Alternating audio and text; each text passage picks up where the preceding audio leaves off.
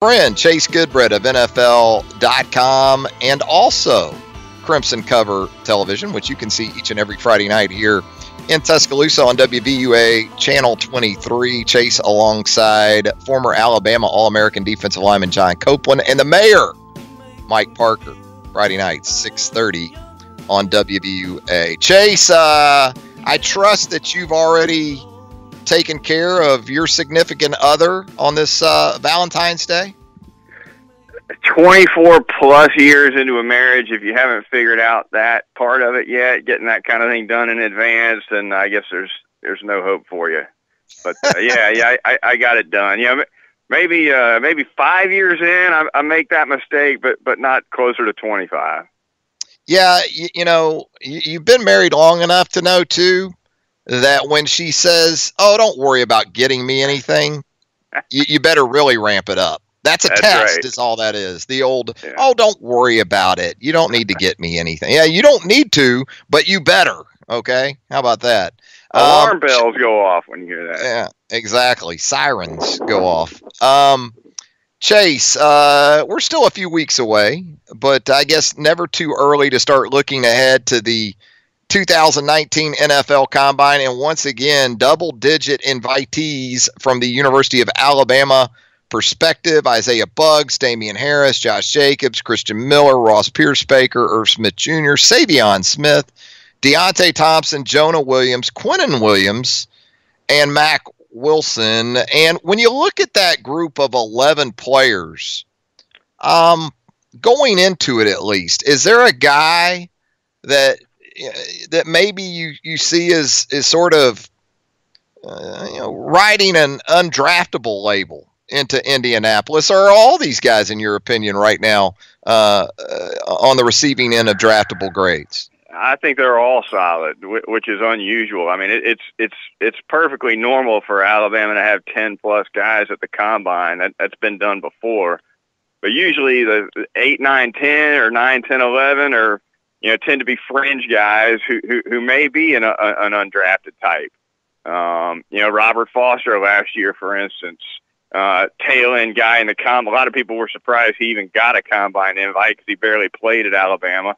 Ends up going undrafted, and of course he had a phenomenal year for the Bills. Phenomenal, certainly relative to his draft status. But this group, I think all of these guys could be gone by the end of the 5th round, and Savion Smith's probably the one guy you would wonder about where he might fall, and the third day is the hardest day to predict guys and where they're going to get selected of all, because it's just kind of a wild day where guys you think will get picked late don't get picked at all, and then of course a bunch of guys you've never heard of get picked. But Smith's a guy who definitely a heck of an athlete and played some good football at times for Alabama, but lost his starting role mid-season and comes out for the draft the next year. That's not something you see every day.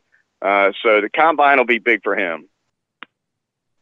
I was going to ask you about Savion Smith specifically because last impressions can mean a lot. And the last time we saw Savion Smith was against Clemson out in Santa Clara, and certainly it wasn't his best night. It wasn't the best night for the Alabama secondary as a whole, to be fair to him. But even with those struggles, I guess in terms of measurables, this is a guy who should stack up pretty well. If there's a question, not only in terms of is he truly capable of playing at that level at perhaps the toughest position to play on the field, he's kind of jumped around a little bit. And from a character standpoint, not that the guy's a bad guy, but he was at LSU, then he was at a JC for a year, then he was at Alabama for a year.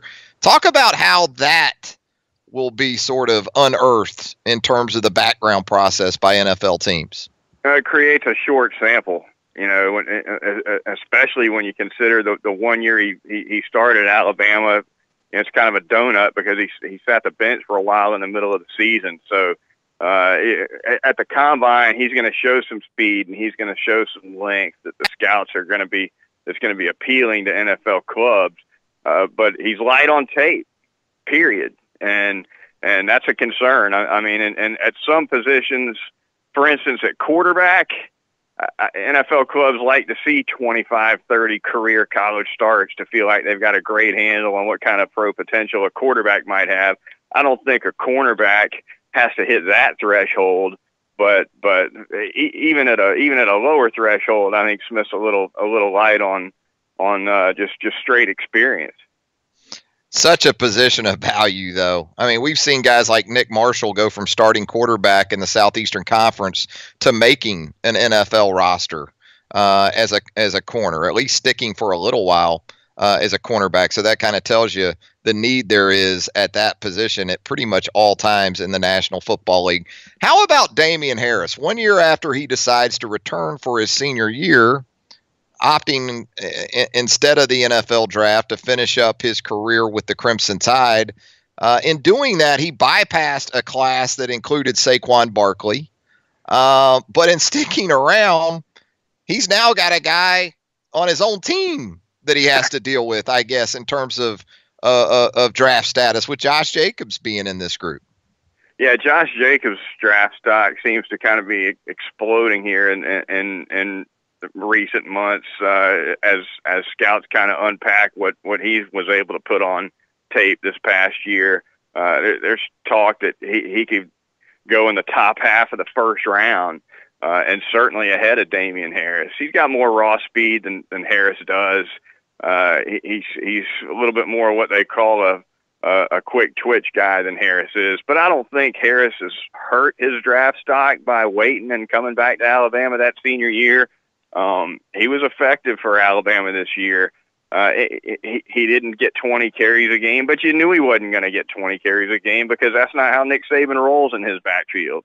So I think Harris is about the same guy with about the same stock, but you're right. Josh Jacobs is a different story altogether. He's come out of nowhere to as a guy who might be the first running back taken in the whole draft. Amazing with Josh Jacobs when you consider, again, not only that prior to this season, because of injuries as much as anything, we hadn't seen him at his full potential, but also even this year, he had one run of more than 20 yards all season, and amazing to see, how he's being billed for this upcoming draft. Certainly his versatility and his all-around ability has so much to do with that. Hey, Chase, wanted to ask you about Deonte Thompson, a guy who had a couple of interceptions in the month of September. Coming out of the month of September, you were hearing some first-round talk with Deonte Thompson. Not that he played poorly from that point forward, October, November into the postseason, but statistically speaking, the interceptions dried up. And also an interesting aspect with Deonte Thompson is that for the better part of 2 years now, he's been dealing with an off-the-field issue. He was looking at charges of a felony assault situation stemming back to spring break in 2017. But recently, those charges were dropped. Even with that, though, what does the sort of investigative process for these NFL teams, what does it consist of, even in a situation like Deonte's where he was cleared of wrongdoing? How thorough will teams still be in that regard? Especially for a guy like Thompson, who could be a first day or a second day pick, it's highly extensive, and it's extensive for all of them. But in Thompson's case, they'll get all the public documents, the arrest reports, or what have you. All the law enforcement documents that are involved in a case like that. They'll get those first, and they won't have any problem with it whatsoever. The real grassroots work, I guess, on investigating guys in that sense is the area scouts, the regional scouts who are responsible for specific areas for these NFL clubs. Well, they come on the ground and they're doing character evaluation as much or more as they're doing football evaluation. And so for, not Thompson specifically, but for any of these guys with, red flags when it comes to character, they're talking to people not only on campus, but off campus too. They'll talk to the coaches and the trainers and all the people they need to in the UA building.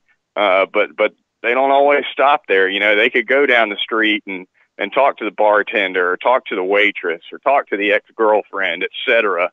And, you know, sometimes those scouting reports can get built in a lot of different ways. Talking with Chase Goodbread of NFL.com, Crimson Cover Television, and the Talkin Tide podcast with yours truly, which you can pick up at podbean.com, talkintide.podbean.com. Chase, as far as these Alabama NFL Combine invitees, is there one of these guys with a more broad range of potential in terms of what round he could ultimately go than Mack Wilson? I mean, you see or hear talk, mock drafts for whatever they're worth. Maybe Mack Wilson is a first rounder. Then you see or hear maybe he's a third round type guy. Now, where do those things kind of sit right now with Mack Wilson in the process?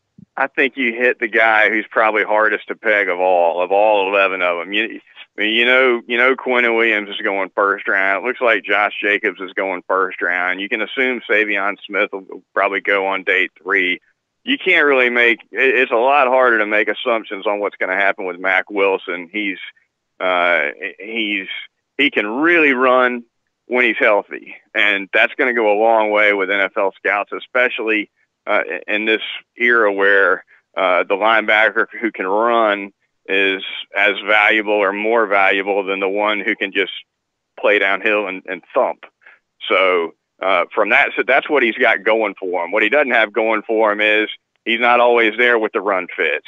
Obviously there's a relatively thick medical file for clubs to go through on him. He's had his share of injuries. So a lot to unpack for NFL teams with him. And, you know, I think bottom of the first round is probably maybe the high end for him if somebody falls in love with him. But, you know, day 2 or even late day 2 is probably possible as well. What about Jonah Williams, the 2-time All-American offensive lineman for the Crimson Tide?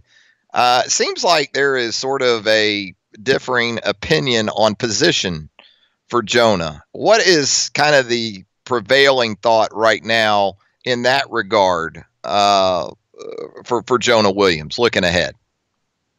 Doesn't have the length to play tackle. He's going to end up at guard. That's kind of the book right now that you hear in the scouting community. But you got to remember when you hear stuff like that, it's coming from one team, and it may only and there may only be a handful of teams on board with it. And so, you know, I'm fully certain that out of 32 NFL teams, there's a number of them that are going to look at a guy like Jonah Williams and say, hey, we're not going to make any assumptions.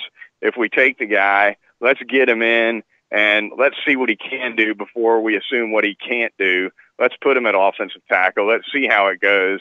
And then if it doesn't work out, you slide him inside the guard and away you go. Other teams might have a little bit more of a hard line on him pre-draft and think, we see this guy as a guard and a guard only. So the thinking on him is going to vary from club to club. We talked about Irv Smith Jr. a little earlier in the program, looking ahead to the tight end position for Alabama in 2019. In terms of documented production, he's got plenty of that.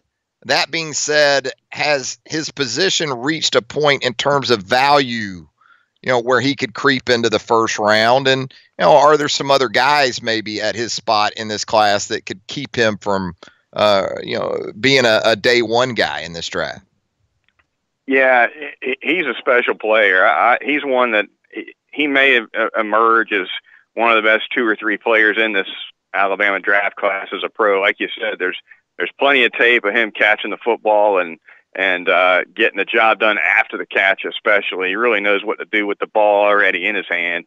And it is a peak time for tight ends. I mean, tight ends are, as much as they split out now and get downfield and hit the seams and get vertical, it's not a game for Rod Rutledge and Terry Jones Jr. anymore. So Sean Draper can't play tight end in the NFL these days. Sean Draper be a tackle prospect all the way, I think. Yeah, Steve Buskey. So Irv Smith's got a lot of pro potential.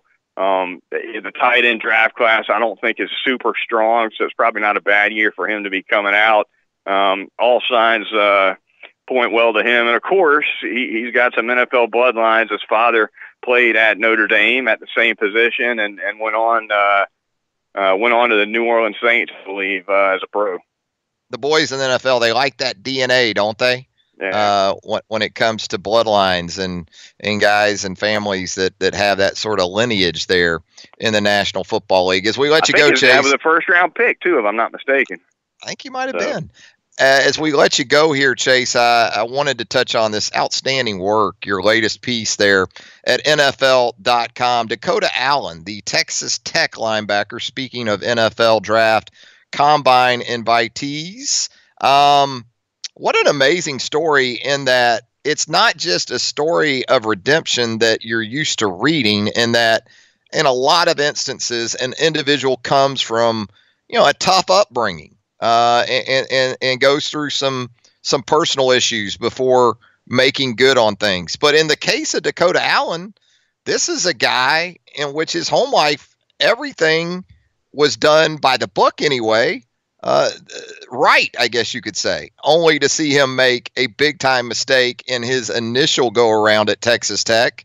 But still, he's able to come back via the junior college route just across the state line there at East Mississippi, as was documented on Last Chance U in season 2. And here he is with the opportunity that just a couple of years ago, I guess, looked like it was not only flushed down the drain, but his life in general was in peril off the field, right? Yeah, Mr. Wonderful in high school for sure. I mean, a senior class vice president, helped plan the prom. I mean, checked all those boxes. Goes to college and just kind of fell in with the wrong group, obviously, and ended up committing a burglary with a couple of teammates. Got arrested for it 4 or 5 months after the fact, and very, very nearly did hard prison time for it. Ends up getting a pretrial diversion for a reprieve, and we kind of hung the story a little bit more on what it did to the family as much as what it did to him. And it was quite a tale for sure. But definitely one of the more interesting aspects to it was the fact that like you said, everything was going in the right direction for him. And really, one of the turning points that he mentioned to me was. He said there's, and this is the case just about anywhere you want to go, Alabama or anywhere else. He said there's 2 groups of players in the locker room: the guys that are playing and the guys that think they should be.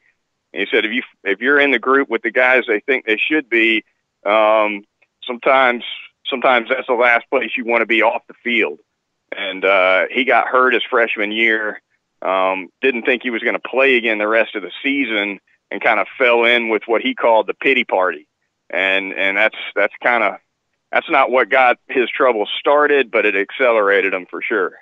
Kind of read like a modern day "Oh Brother, Where Art Thou?" and even had the crossroads taking place there in Mississippi, like our boys in "Oh Brother, Where Art Thou?" And also a takeaway from me, Chase, was that the prosecutor in the case went by the name of Sunshine. I don't know if I like my chances real good, with a prosecutor named Sunshine, but it turned out to work out, I guess, just fine for Dakota Allen. All's well that ends well, and it's an outstanding read. Go to NFL.com right now. If you love good long form work, this is as good as it gets, and it's from Chase Goodbread of NFL.com. Chase, as always, man, appreciate the time. Look forward to catching up on the Talkin Tide podcast once again coming up here in the next few days as well.